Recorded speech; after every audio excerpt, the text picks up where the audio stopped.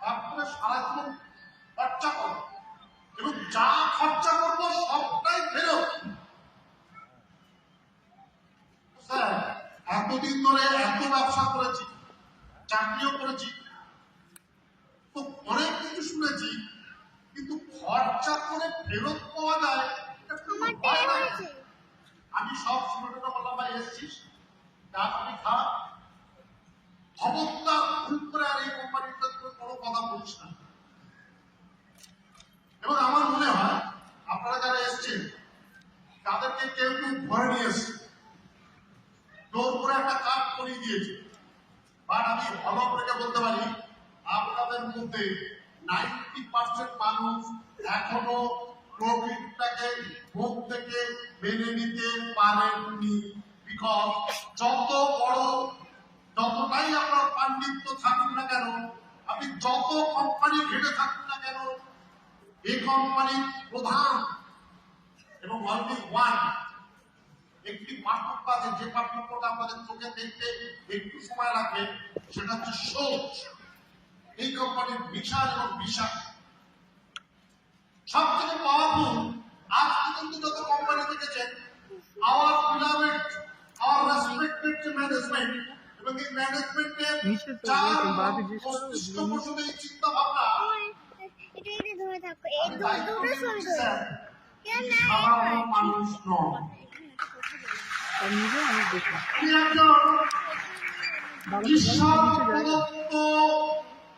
ব্যক্তিত্ব ঈশ্বর আলাদা করে কেউ আমরা দেখিনি, না দেখেছি আল্লাহকে, না দেখেছি জেসাসকে, না দেখেছি ঈশ্বরকে।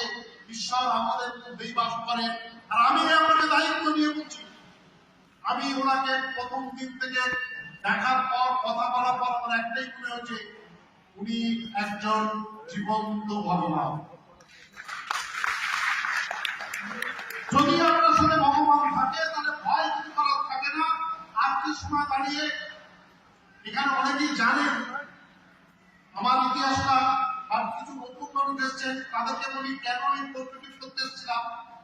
ঈশ্বর আমাকে বললো যে তোর অনেকদিন হয়ে গেছে, তুই প্রচুর ধ্বংস করেছিস, তো আমাকে এমন একটি রোগ দিয়ে দিল, আমি একটা সময় গিয়ে পিয়ারলেসের বেডে শুয়ে পড়েছিলাম। আজ পর্যন্ত কোন কোম্পানি দেখিনি, যারা কাজ করিনি, একটাও ফোন করিনি, কাউকে ফোনে যোগাযোগ করিনি, কিচ্ছু করিনি।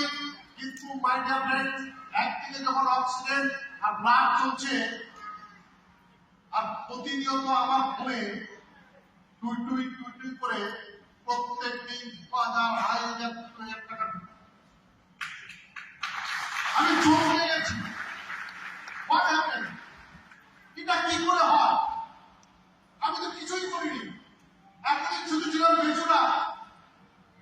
আমার মাল তুলে সব নিজেরা রাতারাতি ডাক্তার হয়েছিলাম, আর ডাক্তারের প্রচুর রুগীকে প্রেসক্রিপশন করেছিলাম। যেসব প্রেসক্রিপশনের কথা বলে আজকে নিজেই শিখতে উঠি, কলকাতা কত বড় ডাক্তার এখানে জানি না। আমার একটা প্রেসক্রিপশনের মূল্য ছিল, হায়েস্ট মূল্য ছিল 43,000 টাকা। এইবার খেয়েছেন পুরো মোটিভেশন পেয়ে আমি নিজেকে একটা হিরো ভেবেছিলাম। কি প্রকৃতি কি দেবে, আরে আমি একজন সেরা সেরা। যেদিন ভগবানের সঙ্গে পড়লাম, যেদিন বাস্তবের মাটিতে পা দিলাম, পুরো জিরো হয়ে গেলাম। বিশ্বাস করুন, এই 56 বছর বয়সটা জিরো হয়ে গেল। কিচ্ছু জানি না স্যার, কিচ্ছু জানি না। আপনাকে আমি দায়িত্ব নিয়ে দিচ্ছি, প্রকৃতিকে 100% জানার মতো লোক এখনো হলে একটাও নেই। প্রকৃতিকে বুঝতে গেলে চাঁদ দরকার আছে। বাইরে দু চারটে কোম্পানি লোক পালন করে প্রকৃতিকে বোঝা যাবে না। প্রকৃতি